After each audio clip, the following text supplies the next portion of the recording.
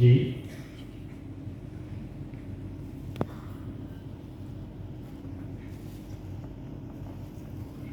And NCC VIP Menon G. Our good friend who has been guiding NCC in Annamalai Nagar, Annamalai University campus, Vasudevan G.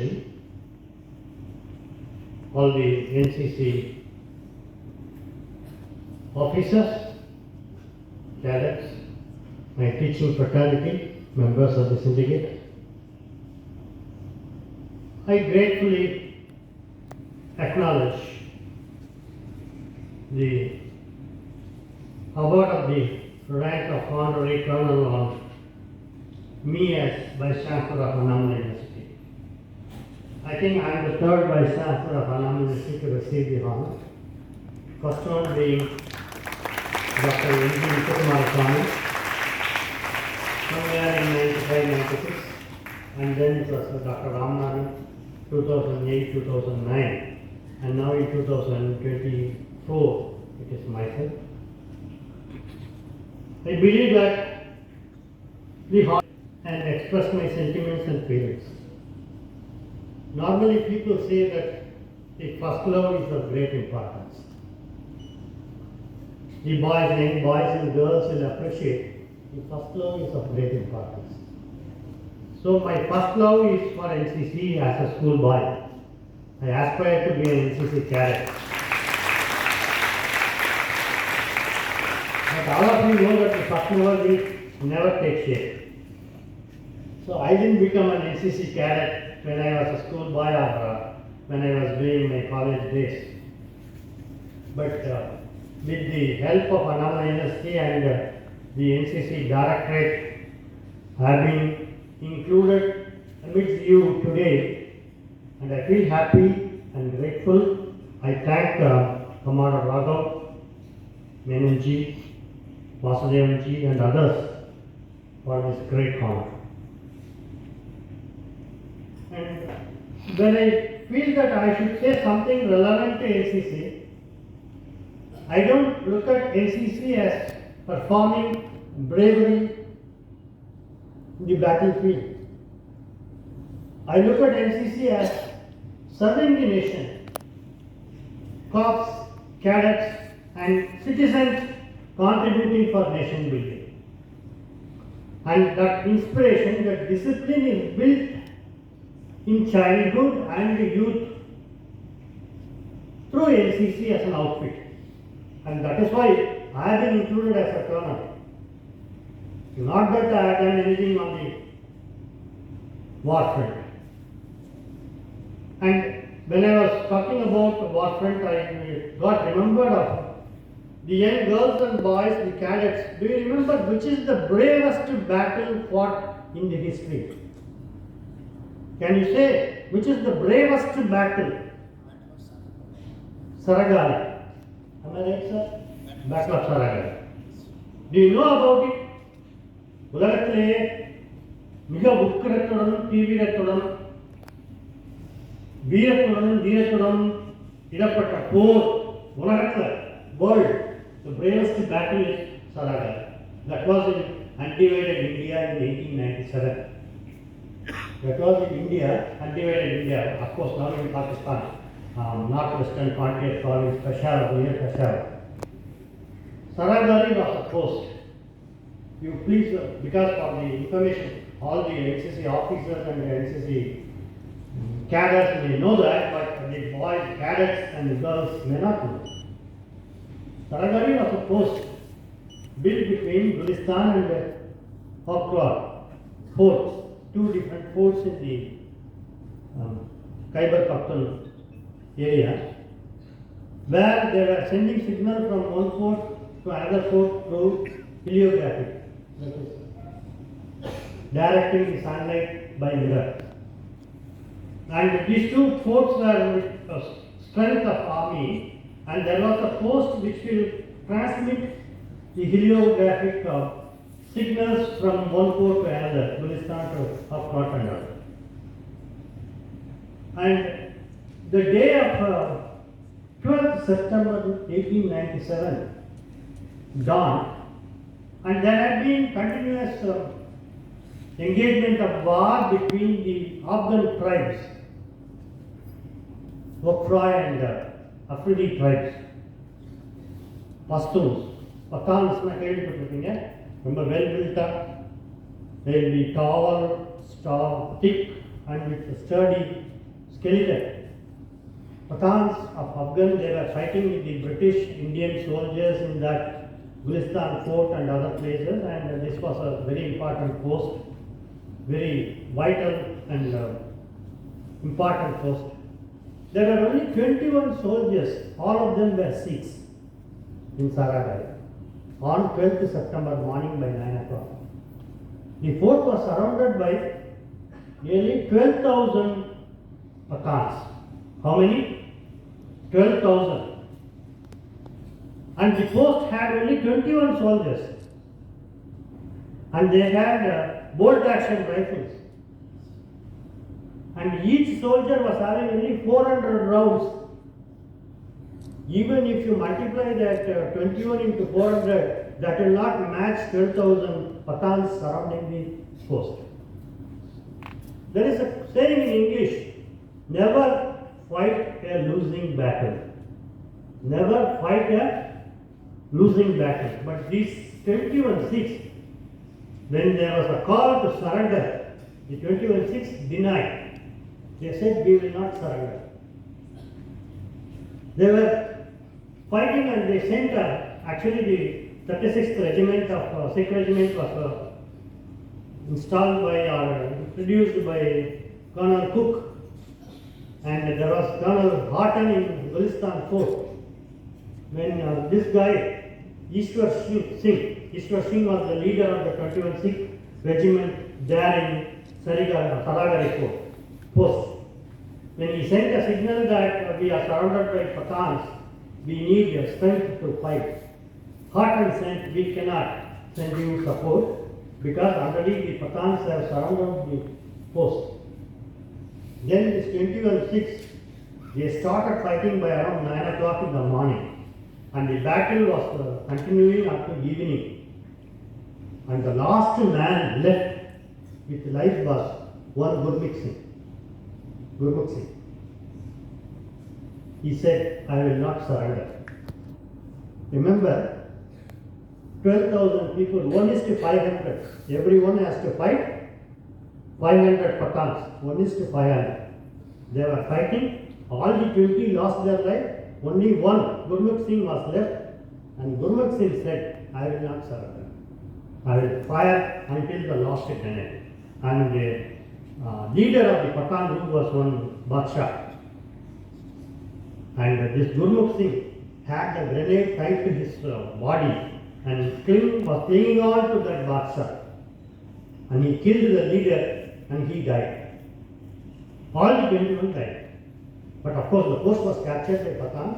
Later they failed in capturing the Gulistan fort. And this 12th September every day is celebrated as Saragari Day by the 4th Battalion of 6th Regiment. Even today. That is the bravest battle fought in the history of the world by our own brothers like Sikhs in the army. So this we should hear, because we should not have studied this in the history books. No school history book has this history. Unless we know that bravery is there in our blood. You all girls and boys, you may contribute. But of course, I would like to recall another small lyric. கைகட்டி சேவை செய்து கண்கள் கெட்டு உள்ளம் கெட்டு பொய் சொல்லி பிச்சை பெற்றால் அன்னை பூமி கேலி செய்வார். பேர் சொல்லும் தேர் கொண்ட மன்னன் ஏது, பேர் சொல்லும் புலவன் ஏது, ஏர் கொண்ட உழவன் இன்றி போராடும் வீரன் ஏது, ஏர் கொண்ட உழவன் இன்றி போராடும் உழவன் ஏது, போராடும் வீரன் ஏது. So every field is important in nation building, and that is why there is a slogan Jai Jawan, Jai Kisan. And now our Atal Bihari Vajpayee ji has included Jai Vinyan. Jai Jawan, Jai Kisan, Jai Vinyan. So all the three have to go hand in hand together to build the nation. Otherwise, nation building is not possible. And I hail from agriculture fraternity, and the Bharata was right, and we have done. See, fighting is not fighting with the enemy alone, fighting with so many other things. We have to fight with climate. We have to feed, we have to get ourselves fed. And Mrs. Indira Gandhi came down from US way back in 1960s, going to ask for help in coming over Punjab famine. When thousands were dying out of starvation, Indira Gandhi went to US, and the US New York Times came out with a cartoon that the Indian Prime Minister was with a begging bowl, and the US President was giving the arms. Then Indira Gandhi came here and said, I don't know what we will do in next 5 years. India should become self-sufficient in food production. Then two Tamilians, one M.S. Swaminathan and another is C. Subramanian. Then Minister for Food and Agriculture and ICR Director General. They got this Green Revolution experimented and implemented in India, and we became self-sufficient in food production. But for food production self-sufficiency, we would not have continued as an independent country until now. And one reason why India is continuing as a growing economy is we are self-sufficient in food production. And when we think of food production, we have to fight with climate. Our farmers are growing rice. Very often the flash floods, they take away the rice crop. So we have to fight with floods. We have to fight with drought. So in that contest, we have brought out a drought-tolerant rice or flood-tolerant rice. And when everybody wants to become a software engineer, everybody wants to become a graduate, everybody wants to get employed, who will grow rice? Because the livelihood of farmers are very sorrowful nowadays. It's not returning. He is not able to survive his life, sustain his livelihood. So we came out with integrated farming systems that will improve the livelihoods of farmers. Not only that, at the Annamalai University, we are working in tandem with the Defense Ministry. Our manufacturing engineering and mechanical engineering departments are working along with the DRDO in building technology and in providing spares for heavy vehicles and automobiles used in army. And not only that, our marine biology unit is working on with marine nutraceuticals and pharmaceuticals. So all of them are nation building. So anyway, when you contribute something either in science and technology or in social outfit or social development, it is nation building. And what is required is not necessarily the learning alone, the knowledge alone, but the discipline to orient that knowledge, to orient that learning experience towards a very productive, innovative outcome. That is why the central government, the government of India and the government of Tamil Nadu, they are insisting on outcome-based learning. Learning should be outcome-based. And when you want to orient your learning, your knowledge acquired towards an outcome, then you need some sort of a discipline. That discipline is inculcated in you essentially through programs like NCC. NCC helps in getting you the outcome-based learning through the discipline that it imparts to you. And it is always insisted that we must have somebody over and above us to oversee us, to supervise us. Otherwise, our working mentality may not be correct.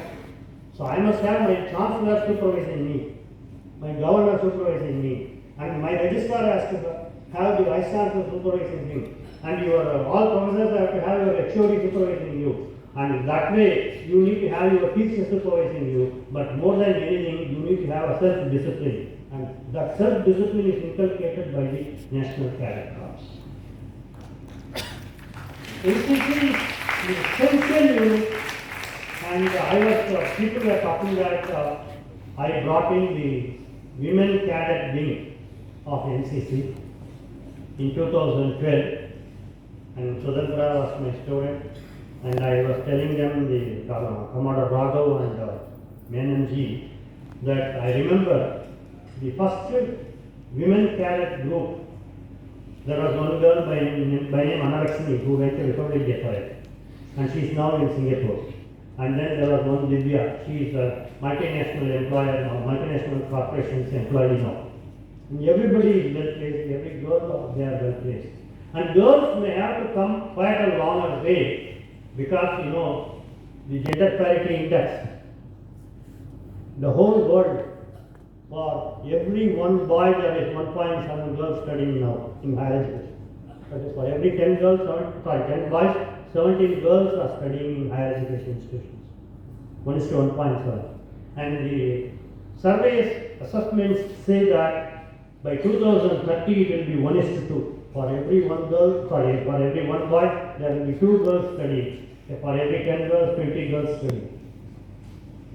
The Indian average gender parity index is 1:1.1 for 10 boys, 11 girls. The Tamil Nadu average is 0.7 for every 10 boys, 7 girls. But of course, it's a quite laudable increase. In future, girls are going to be there. I always used to tell, when I was studying agriculture, there was no girl in agriculture. There was no girl in engineering. But now, in a hall of this size, only 1/4 is boys and 3/4 is girls. So girls' population is increasing. And everywhere, in army you have girls, in navy you have girls, in air force you have girls, everywhere. Say for example, Chandrayaan-3, I was always referring. The success of Chandrayaan-3 always had majority of women team members rather than men team members. So everywhere the girls' population is going, and girls are going to have I remember when I was in the US as a cultural ambassador, there was one lady asking me, India is said to be a male-dominant society, are you right? Then I said, yes, I agree, India is a male-dominated society. But we have had the privilege of having a lady Prime Minister. But in an equal opportunity country like the United States, so far you are waiting to get a lady president. We have not yet got a lady president. India has got a lady Prime Minister long back. So, the role of women in Indian culture and in Indian ethos is very well said, and naturally NCC will also have more participation from the girls student segment of this university in future. So by that way, we have been thinking to our level best to improve the all-round performance of the university, especially in terms of NCC. I was happy that both Menon and Raghav mentioned good about Annamalai University performing well in NCC. We have been sending participation for RDC, or we have been sending participation for national camps. Not only that, we will soon get a shooting range, and we will make NCC a growing unit, ever-growing unit in the campus of Annamalai. So this honor that is bestowed on me, I consider it as a seed sown today. But this seed has to grow a long way, and people who are going to succeed me, they have to take up the mantle, and the university campus should grow up with more and more of activities of NCC and support NCC and nation building. And with that prayer and with the assurance that we will meet up the requirements, I thank you all for this opportunity. Thank you.